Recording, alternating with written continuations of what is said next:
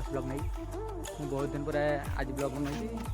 ତ ଆଜି ମୁଁ ଯାଉଛି ଆମ ବିଲକୁ ଧାନ ତଳି ଦେଖିବା ପାଇଁ। ତ 5 ଦିନ ହେଲାଣି ବହୁତ ଲଗାତାର ବର୍ଷା ଦେଲାଣି। ତ ଆଜି ଆଉଛି ଦେଖିବି ଧାନ ତଳିର କ'ଣ ହାଲଚାଲ ଅଛି ଆଉ। ତ ଚାଲ ଯିବା ଆଉ, ଡେରି କରିବାନି। ଏବେ ଟିକେ ବର୍ଷା ପକାଉଛି ତ ମୁଁ ଛତାଟା ଧରିନା ଯାଉଛି, ଦେଖିବା ବର୍ଷା ହେବ କି ନାହିଁ। ତ ଚାଲ ଯିବା ଆଉ।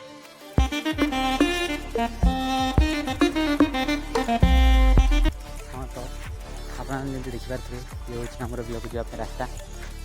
ପୁରା ଖତରନାକ ହେଇଛି ନା, ତ ଚାଲ ଯିବା ଆଉ।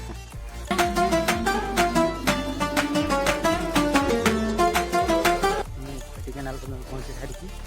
ତ ଦେଖିପାରୁଥିବେ କେମିତି ହେଇଛି ପେଟି କେନାଲଟା। ଚାଲ ଯିବା ଆଉ, କମ୍ ବାଟ ଆମ ବିଲ, ଦେଖିବା କେମିତି କ'ଣ ହେଇଛି, ସବୁ ଅବସ୍ଥା ଭଲ ଅଛି କ'ଣ ହେଇଛି। ଚାଲ ଦେଖିବା।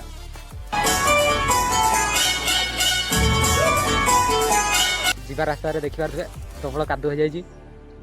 ମୋ ଚପଲ ଜୋତା ଯାହା ବି କହିପାରିବେ କାଦୁଅରେ ପୁରା ଫସି ଯାଇଛି। ଆଉ କମ୍ ବାଟ ପହଞ୍ଚିବା ପାଇଁ, ଦେଖିବା କାଦୁଅରେ ବଞ୍ଚିକି ଯାଇପାରୁଛି କି ନାହିଁ। ତ ଚାଲ।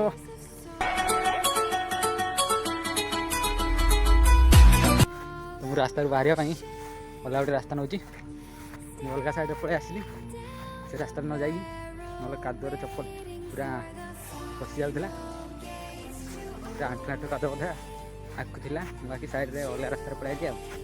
ଚାଲ ଯିବା ଆମ ଜର୍ଣ୍ଣିକୁ ଜାରି ରଖିବା ଆଉ। ଫାଇନାଲି ଗାଇଜ୍ ମୁଁ ପହଞ୍ଚିଗଲି। ଏଇଟା ହେଉଛି ଆମର ଛୋଟିଆ ତଳି। ସେପଟେ ବି ତଳି ଲାଗିଛି ଦେଖିପାରୁଥିବେ। ମୁଁ ଭାବୁଥିଲି ବର୍ଷାରେ ବୋଧେ ତଳି ବିଲ ପୁରା ବୁଡ଼ି ଯାଇଥିବ, ସେମିତି କିଛି ହେଇନି, ସବୁ କିଛି ଠିକ୍ଠାକ୍ ଅଛି। ହଁ ତ ଆଉ ଠିକ୍ଠାକ୍ ଅଛି ତ ସବୁ ଆଉ କ'ଣ।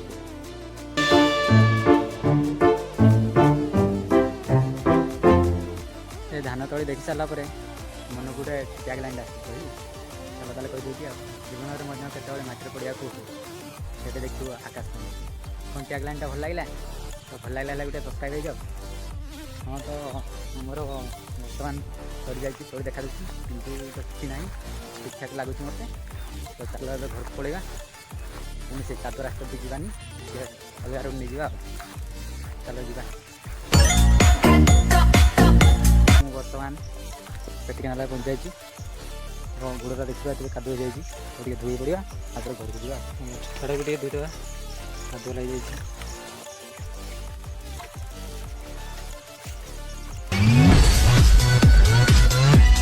ମୁଁ ଏବେ ଧୋଇଦେବା ହେଇସାରିଛି। ତ ଚାଲ ଆଉ ଡେରି କରିବାନି, ଘରକୁ ପଳେଇବା ଆଉ।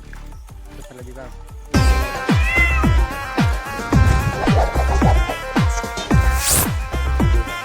ମୁଁ ଫାଇନାଲି ଘରେ ପହଞ୍ଚାଇଛି। ବ୍ଲଗ୍କୁ ଏଇଠି ଏଣ୍ଡ କରିଦେବା। ଲାଇକ୍, କମେଣ୍ଟ ଆଣ୍ଡ ସବସ୍କ୍ରାଇବ୍ କରିଦିଅ ମୋ ଚ୍ୟାନେଲ୍ ଅଫିସିଆଲ୍ ସମୃଦ୍ଧ ବ୍ଲଗ୍କୁ, ଏମିତି ଆହୁରି ମଜାଦାର ବ୍ଲଗ୍ ପାଇଁ।